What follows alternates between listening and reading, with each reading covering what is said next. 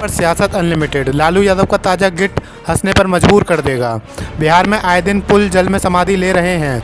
इन हादसों पर राजद अध्यक्ष लालू यादव ने चुटकी लेते हुए एक्स पर एक ट्वीट किया है, जिसे पढ़कर आप हंसने को मजबूर हो जाएंगे।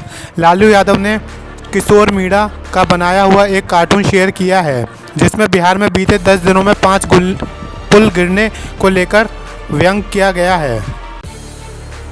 बीजेपी हाईकमान ने दुष्यंत गौतम को दोबारा दी उत्तराखंड प्रदेश प्रभारी की जिम्मेदारी। भाजपा हाईकमान ने दुष्यंत गौतम को दोबारा उत्तराखंड के प्रभारी और रेखा वर्मा को सह प्रभारी की जिम्मेदारी सौंपी है। मुख्यमंत्री पुष्कर सिंह धामी ने प्रभारी और सह प्रभारी को बधाई और शुभकामनाएं दी। मंत्रियों से भी आगे अफसर, मिलता था ज़्यादा हिस्सा। टेंडर में कमीशनखोरी की जांच कर रही ईडी ने बड़े खेल का खुलासा किया है। छानबीन के दौरान जांच एजेंसी की पूछताछ में चीफ इंजीनियर समेत अन्य इंजीनियरों ने जानकारी दी कि पीएस संजीव लाल के जरिए ग्रामीण विकास मंत्री आलमगीर आलम के लिए राशि वसूली जाती थी 1.35% और अफसर इंजीनियर 1.65% कमीशन लेते थे। हेमंत सोरेन के पास पर्याप्त नंबर, फ्लोर टेस्ट में आसानी से होंगे पास। मुख्यमंत्री हेमंत सोरेन सोमवार को विधानसभा में अपनी सरकार का बहुमत परीक्षण का सामना करेंगे। बहुमत को आमतौर पर चुनावी के रूप में देखा जा रहा है, लेकिन हेमंत सोरेन के समक्ष विधानसभा में बहुमत साबित करने को लेकर कोई बड़ी चुनौती नहीं है। इसका वजह यह है कि सामान्य बहुमत से अधिक विधायकों का समर्थन मुझे प्राप्त है। से घट रहा है रोजगार, 2019 के संकल्प को पूरा करने लौटा हूं। मुख्यमंत्री हेमंत सोरेन ने कहा कि वर्तमान केंद्र सरकार की नीतियों की वजह से रोजगार दिन प्रतिदिन घट रहे हैं। छोटे और मंझले उद्योग बंद हो रहे हैं। राज्य का तीव्र विकास के लिए कई सारे क्षेत्रों में काम करना होता है। उनके कार्यकाल से इस बात का लोगों को एहसास होगा कि उनकी सरकार की सोच और उद्देश्य क्या है। यह सरकार किस सोच के साथ आगे बढ़ेगी। जितने दिन हेमंत करेंगे ड्राइविंग, उतना होगा जनता का नुकसान। झारखंड में विधानसभा चुनाव को लेकर भाजपा के चुनाव प्रभारियों का दौर लगातार जारी है।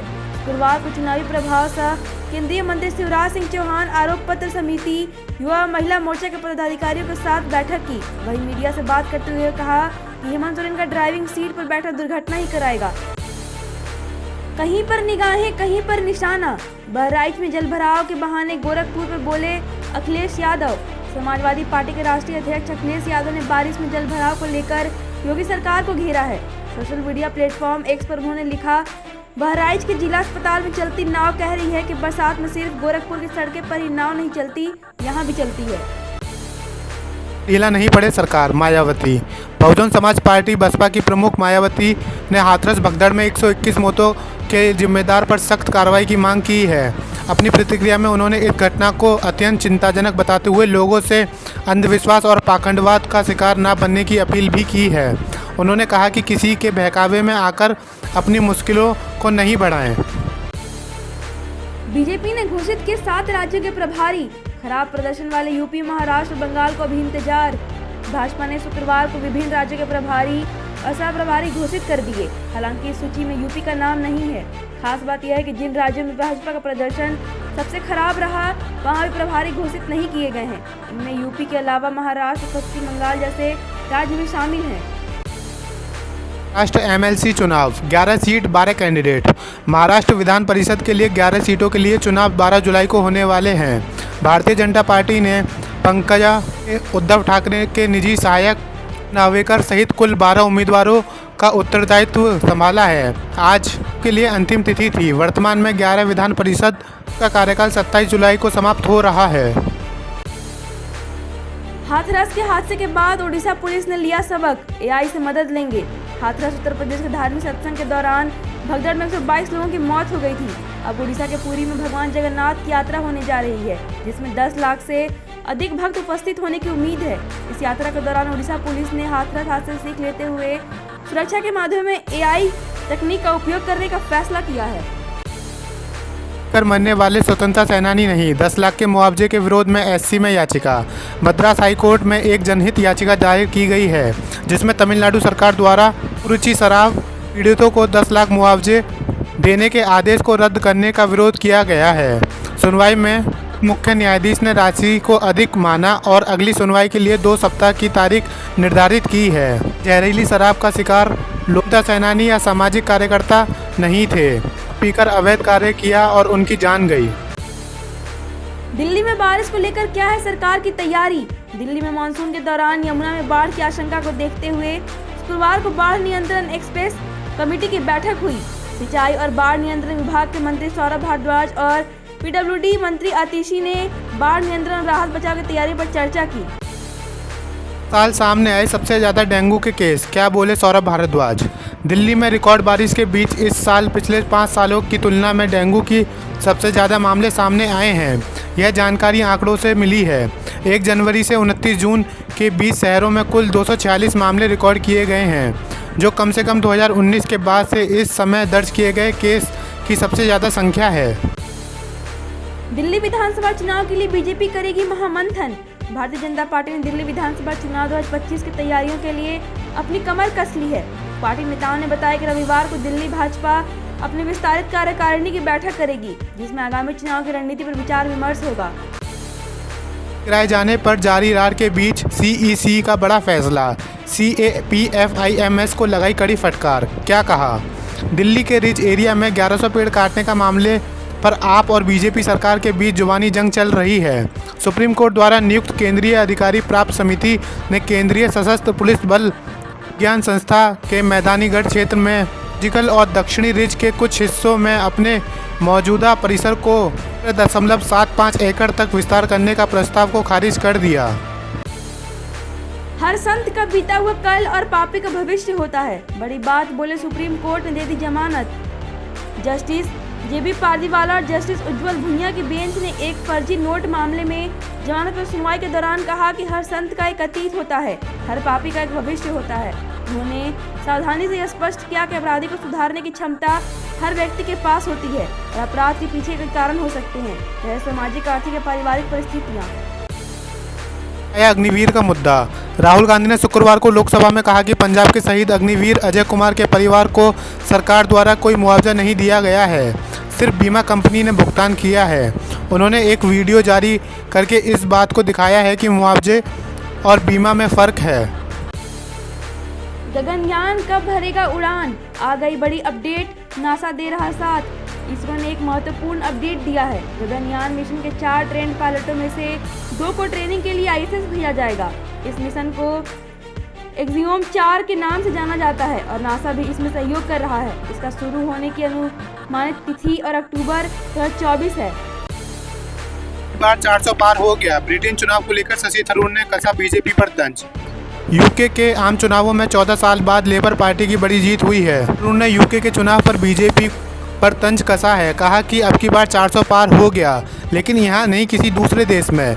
बीजेपी ने चुनाव से पहले अब की बार 400 पार का दावा किया था, लेकिन वास्तविकता में उसे 240 सीटों पर ही रहना पड़ा। 10 साल में 16 बार मिले हैं PM मोदी और राष्ट्रपति पुतिन। गहरी होती गई भारत रूस की दोस्ती। रूस भारत सबसे पुराना रणनीतिक साझेदार 77 साल से ज़्यादा पुराने हैं। प्रधानमंत्री नरेंद्र मोदी की 8 जुलाई शुरू हो रही रूस यात्रा से इन संबंधों की और मजबूती आएगी। अमृतपाल खालिस्तान समर्थक ने तुरंत रिहा करो, मां बलकौर सिंह ने क्या कहा?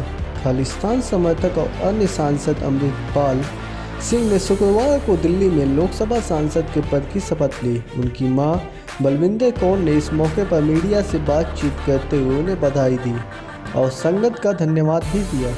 उन्होंने ये भी कहा कि अमृतपाल को पंजाब के अन्य सांसदों के साथ मिलकर लोकसभा में शपथ लेने की अनुमति देनी चाहिए थी, लेकिन सरकार ने ऐसा नहीं किया, जिससे संगत में रोष है।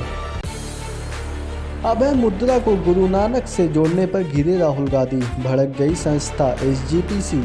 राहुल गांधी को संसद में अभय मुद्रा को गुरु नानक देव से जोड़ने के आरोप में घेरा गया। शिरोमणि गुरुद्वारा प्रबंधक कमेटी SGPC ने यह आरोप खारिज करते हुए कहा कि गुरु नानक ने किसी भी ऐसी मुद्रा को स्वीकृति नहीं दी, बल्कि केवल अकाल पूरक के साथ एकता की शिक्षा दी थी। गांधी के बयान को सिख धर्म की भावनाओं के प्रति अनजाना और अश्रद्धापूर्ण माना गया। कहीं न कहीं आपका अहंकार ऊपर आ जाता है। PM मोदी के सामने ऐसा क्यों बोले Virat Kohli? T20 world cup जीतने के बाद टीम इंडिया का भारत में ज़बरदस्त स्वागत हुआ। विराट कोहली ने फाइनल से पहले खराब परफॉर्मेंस से जुड़े PM मोदी के एक सवाल पर अहंकार का जिक्र किया। उन्होंने कहा कि जब आपको लगता है कि मैं कर दूंगा तो कहीं न कहीं आपका अहंकार ऊपर आ जाता है और फिर खेल आपसे दूर चला जाता है। राहुल गांधी से लोको पायलटों की मुलाकात पर क्या बोला रेलवे। राहुल गांधी ने लोकसभा में नई दिल्ली रेलवे स्टेशन पर भारतीय रेलों के लोको पायलटों से मिलकर उनकी समस्याओं को सुना। वे उन्हें आश्वासन दिया कि उनकी समस्याओं को संसद में उठाएंगे। हाथरस में हुए भगदड़ में मारे गए लोगों की परिजनों से मिलने के बाद राहुल गांधी ने रेलवे पायलटों की समस्याओं को सुनकर उनकी परेशानियों को सामना किया। अमरनाथ यात्रा में मौसम ने लगाया ब्रेक। भारी बारिश के चलते रोक दी गई यात्रा। अमरनाथ यात्रा के लिए लाखों भक्तों ने इस वर्ष भी अपनी यात्रा प्रारंभ की है, लेकिन खराब मौसम के कारण यात्रा में अस्थायी ब्रेक लगा दिया गया। बाल्टार और पहलगाम रास्ते पर तेज बारिश होने के बाद यात्रियों को बेस कैंप में वापस भेज दिया गया। इजरायली बंधकों को आज़ाद करेगा हमास। मंजूर किया अमेरिका का प्रस्ताव। युद्ध खत्म होने का भी आसार। हमास के खिलाफ इजरायल की जंग जारी है, लेकिन इसके खत्म होने की आस दिख नहीं रही। इस वरिष्ठ हमास सूत्र के अनुसार हमास गाजा में 9 महीने से चल रहे युद्ध को समाप्त करने के लिए समझौते पर विचार किया जा रहा है। अमेरिका द्वारा प्रस्तावित बंधकों की रिहाई के लिए वार्ता शुरू करने का पहला चरण भी शुरू हो गया है। भारत के चलते क्रिकेट ऑस्ट्रेलिया हुआ मालामाल। बॉर्डर गावस्कर ट्रॉफी की टिकट बिक्री में बम्पर इजाफा। भारतीय क्रिकेट टीम की व्यापक फैन बेस ने विदेशी क्रिकेट बोर्डों को भी महसूस कराया कि भारत में खेलने से उन्हें बड़ा फायदा होता है। क्रिकेट ऑस्ट्रेलिया ने हाल ही में घोषणा की कि बॉर्डर गावस्कर ट्रॉफी की टिकट बिक्री भारत में 6 गुना ज़्यादा हुई। इसका सीधा संकेत है कि भारतीय क्रिकेट फैंस का उत्साह और दर्शकों की भरपूर उपस्थिति ने उनके लिए व्यापारिक फायदा लाभदायक साबित हुआ है। लोकेश कटरिया से लड़ने पर एल्विस यादव ने नैजी से लिए पंगे। जाने क्या क्या। हाल ही में big boss OTT contestant Nishant और लोकेश कटरिया के बीच एक विवाद उठा, जिसमें दोनों ने एक दूसरे पर नकारात्मक टिप्पणियां की। एल्विस यादव अपने दोस्त का समर्थन करते हुए पहले ही कटरिया के भैंस चराने वाले टिप्पणी का जवाब दे चुके थे। अब उन्होंने निशांत के 2013 के एक पुराने ट्वीट को खोजा, जिसमें निशांत ने होली में सफ़ेद टाइट ड्रेस पहने लड़कियों की प्रशंसा की थी और उसके साथ ताली बजाने वाला इमोजी शेयर किया।